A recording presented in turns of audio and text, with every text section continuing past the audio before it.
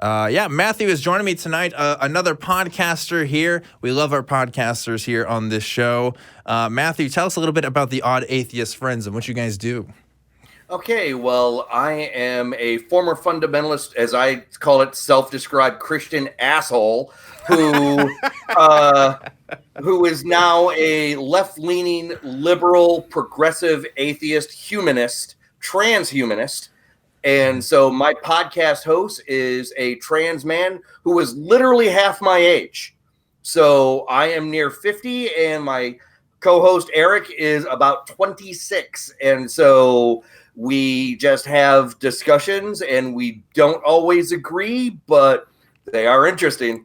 I love it. Odd Atheist Friends. It's a good title, I'd say. Yeah, exactly. We kind of modeled it after the Odd Couple kind of thing. Exactly. That's exactly what I was thinking. Yeah, for sure. So, Eric grew up religious, but not as fundamentalist as I did. I grew up very religious in, you might know them, not the Assemblies of God, but Christian Assembly. Do you know what I'm talking about? Yes. Yeah, so very, very conservative. Mm-hmm. We did not have live music. The Children's Club maybe might have had a guitar or piano accompaniment. That's it. Mm-hmm. And so the women, I don't know what they called them, but the women always wear the head coverings over their head. I always called them doilies. I don't know what they were. Well, I thought I knew a girl from the Christian Assemblies. They always wore the skirts. She wasn't allowed to wear pants. Yeah. They took a very dim view of women wearing pants. Always had to be a skirt, and if it definitely rose above the knee, they got really, really upset by that. Yikes! So, okay. Interesting. Former Christian asshole, as self-described, now progressive liberal atheist. I mean, what the hell happened there, Matthew? Transhumanist as well. I mean, like, that's a lot of labels you're sticking on there.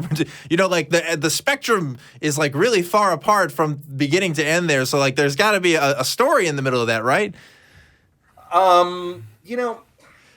I think it was just a moment of time. I think as a Christian, what I did was I think I compartmentalized myself as to what I believe and what I didn't believe. And while I did fairly well in school, it wasn't until after I graduated high school, went into the military, went into the Navy. I'm retired Navy, by the way. I retired in 2010. And I had just done my own learning. The internet was something that really took in, and looking at videos about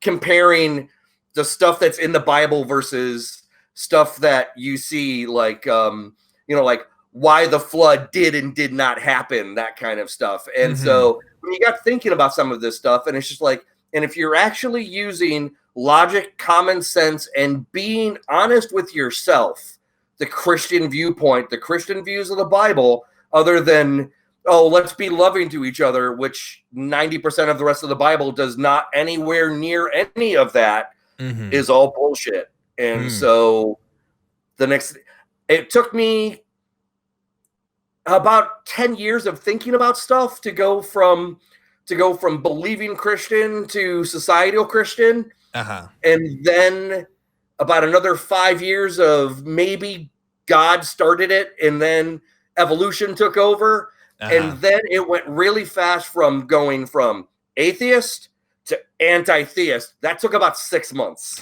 Okay. So yeah, it kind of sped up as it kept going there a little bit. It was an exponential growth was happening. It really was, Dan. So, but it was just one of these things where it's like, once you see the truth of what's going on and the lies that you were taught as a kid growing up in the church like I did, they told you that all the other religions, all the other sects out there were all misbelieving in some way or another. And then when you finally realize that yours is full of shit, it goes quick. It's interesting you say that, because like my Christian upbringing, my experiences were so different from other people's, but I guess everybody's kind of different in some ways. Like when you talk about like the lies you were told as a kid, like, yeah, I was definitely told lies, but like I never grew up as like a young earth creationist. So like that whole worldview was never there. The church I went to, the church I went to was fairly progressive. It wasn't like super accepting or tolerant, but it wasn't like women can't wear pants kind of, restrictive. And so like it's so interesting to see because you said the word like now I have the common sense and logic to think that I do now, but it's like, at this point in my life, I don't believe in common sense anymore. I don't think common sense is I think it's like this construct that we have because, everybody's experiences are so different and people's ideas of how the world works are so varied that like I don't know what's common anymore, especially now in the year of our Lord 2019. I don't know what's common about anything at all. Like things are changing every single day, it seems like. So, Yeah, and maybe I use it in the commonly accepted vernacular, Of course. Yeah. But yeah, I don't know. It's interesting that you also use the word anti-theist because people have asked me if I'm an anti-theist, and I don't know how to answer that in the sense that, like, do I think religion is harmful and continues to be harmful? Yes, like for sure. But like the dismantlement or like how, I don't know, if we're talking about what we think we should do about religion, I might have a different response than some other people, because go ahead. I don't want to, I apologize. I don't want a forceful deconstruction of religion. What I want is a rational awakening from religion. That's what I'm looking for. To sit there and show people, I know not everybody's going to be swayed by evidence and that kind of stuff. There are people who are just so brainwashed, for lack of a better term, that they're never going to see any kind of logic or reason, that they are going to constantly compartmentalize and they will never bring the two together. And they're, but what I'm looking for, like I said, is I'm looking for a rational awakening. I want Christianity, Islam, all the religions to eventually become like the Greek and Roman gods of yesteryear. That's what I'm looking for. We can revere what they did in a lens, because if it wasn't for the Catholic Church, we wouldn't have the Sistine Chapel and that kind of stuff. We can look at it for patrons of the art and stuff like that. But the books that they wanted to, and they proposed, wanted people to commit crimes. No other way to say that. And the subjugation of half of our species, women. And so it's all about making sure that men can turn over their property to children that they know are theirs. That's the end of it. That's religion in a nutshell. I have a different take on that, I think, because I don't know if humanity is capable of ever leaving religion entirely. I'm skeptical of that. I think like we've definitely have more and more secular people around the world right now, but even secular people can have beliefs that can sound pretty religious at times. And when I use the word religious in this sense, guys, what I mean is just making claims that we can't really falsify, or maybe something without evidence, something that you and I would probably not partake in having a belief in, right? And so I think it's this idea that I don't know if it's a problem with education. I don't know if it's a problem with social upbringing, whatever it is. Religion, as you know, seems to mold over time with society and change as the cultures change and stuff. And I think it's going to be more likely that the religions we have now will be so tame that they'll be watered down enough to where it's not going to be much different from the religious people that we talk to between you and I, as far as general beliefs about the world and how it works. I think it's just going to be a more secularized religion than a religion, leaving the world entirely, right? That would be nice, but I don't think it's I have doubts that something like that's going to happen. You're always going to have the adherents. There's even going to be a small sect of people who will never give up. They're going to indoctrinate their children, and that's going to carry on. It's just going to happen. So and then there's going to be people who are going to be like, oh, well, I meditate or something like that, and that can be considered in some cases quasi-religious or spiritual or stuff like that. And it's just like, sometimes I just like to get alone and think by myself and chill out. I'm not you know what I'm trying to say? It's not meditation, but sure. Some people are like, oh, okay, well, I kind of like Zen. Okay, great. Yeah. Because they just want to, chill out and center themselves. Oh, for me, if I want to do that, I might jerk off. Who knows? Oh my God.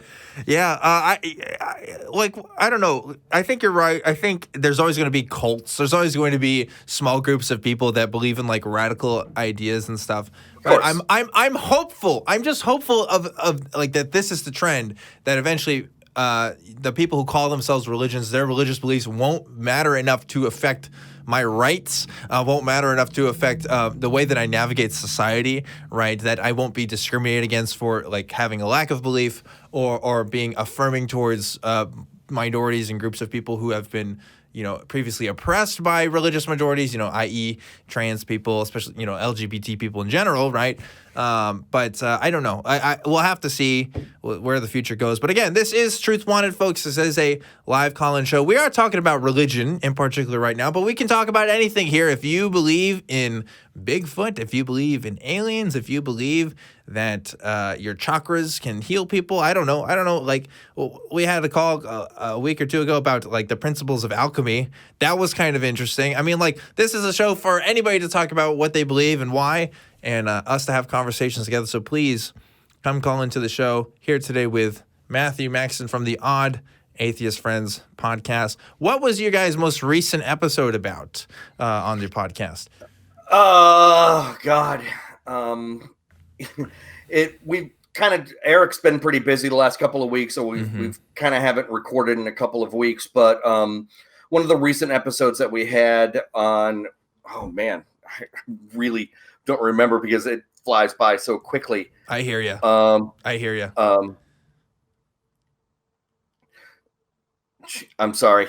That's okay. Oh, well, we were talking about episode 70 was one that we just watched, and the title is Barbecue Balls. We're talking about barbecuing and some of the other stuff, people getting burnt. But anyways, so I'm sorry, it's been a couple of weeks and I don't remember. So like, I get so many calls, and then people call and be like, "Oh, you remember when we talked about this?" And be like, yes. Sometimes I'm telling the truth and I remember. Sometimes I'm just kind of, making the stuff go. Yeah. Uh-huh. You really don't listen to your own show after you make it. You record it. I tried. So I think it's good practice too, because I want to know like what I did good and what I didn't do. But I also have a podcast. I mean, I listen to all kinds of other podcasts and stuff too. Yeah. Like, and it drives me crazy to think that, oh, there's people that actually want to listen to me and whatever the hell I think every week. That's really awesome. So shout out to the people who watch this show and are avid fans of it. I do appreciate you. I want to give gonna have a little special talk at the end of this episode. And on top of that, guys, we want to try having a little after show hangout on the Discord, on the Atheist Community of Austin Discord. So we're going to be doing that today. So those of you who are watching and want to talk to me, and I believe Matthew will be joining us as well. We're going to try that today, see how it goes, spend a few minutes there. And if we like it, we might keep it up and make it a regular thing, because I know you guys want to interact. I know you guys talk in the chat on YouTube and stuff, and I don't always respond to that, but we're going to try that today and see where it goes.